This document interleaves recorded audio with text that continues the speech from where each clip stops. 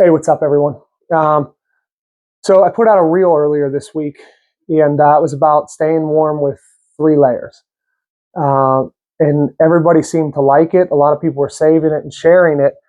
And it was such a short reel, and it didn't really explain. So I figured I'd make a longer form video, still short, just to explain how I stay warm, because there was a key detail in there that I wanted to mention that wasn't in the reel. Probably the most important part. So. But anyway, my 3 layers and how I stay warm in the woods, right? Because I was freezing last season. And I had been, like most hunters probably, I'm putting on layer after layer after layer. I mean, I'm wearing like 5, 6 layers sometimes. By the time you get to your tree stand, you can't barely draw your bow. You're just too thick and padded. So I started like researching on how there's got to be a better way. There's got to be a way you layer to where you don't have to wear so many. And I did find out that you can. So I broke it down to 3 layers, and the first layer and the base layer is going to be, for me, merino wool, right? And this is merino 320. There are different weights. You can go even thicker if you want, but tops and bottoms, and it's very thin. It's very thin, but effective. So that's my base layer. After that, I do 100% polyester or fleece, right? So you can see the inside. It's just a fleece material, and this is just basically a sweatsuit.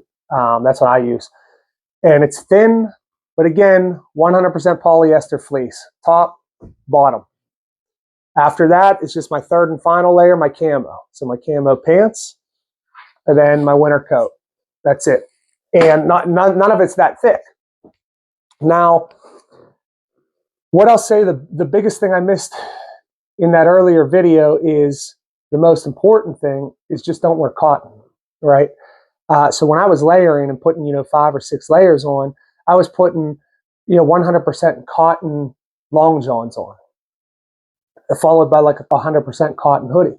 The problem with that is cotton traps moisture, right? Now, I don't care who you are. I guarantee if you're walking in, a substantial distance to your stand, you're going to sweat. It doesn't matter how cold it is, you're going to sweat.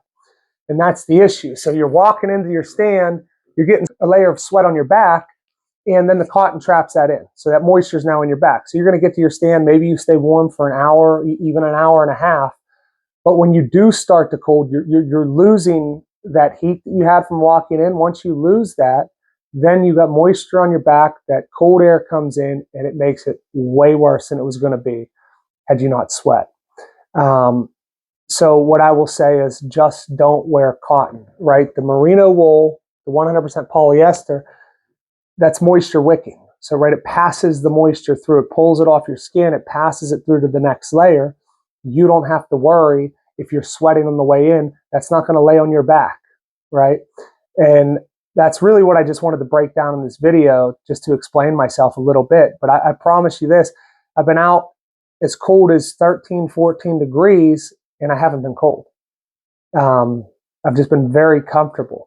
Obviously ear protection is important too. So as a bonus, I want to say things that I've changed this season is I started wearing a neck gaiter, right? So I'll wear my full face mask, and nobody's really wearing their hoods, right? If you have a camo, I don't put my hood up. I got to be able to hear, like, deer walking through the leaves or something. I hate to cover my ears too much.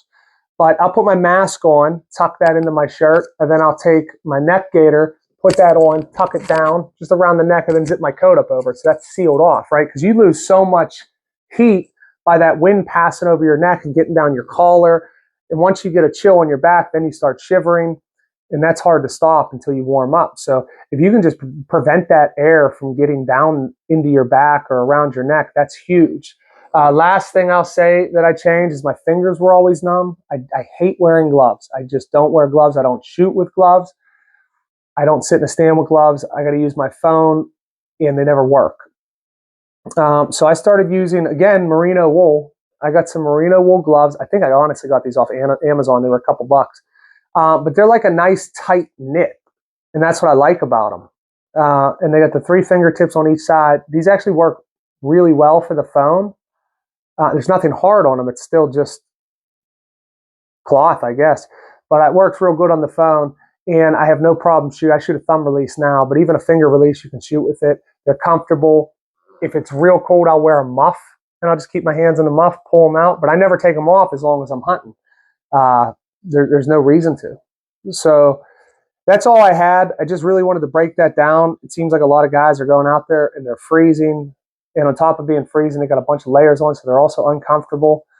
And even if they have to draw their bow, it's a little tricky just because you just got so much going on and so much padding. So, but anyway, if you have any questions, leave a comment, or if you have other ways of staying warm that might be more effective than this, or you have some tips for me, I'm all about hearing them.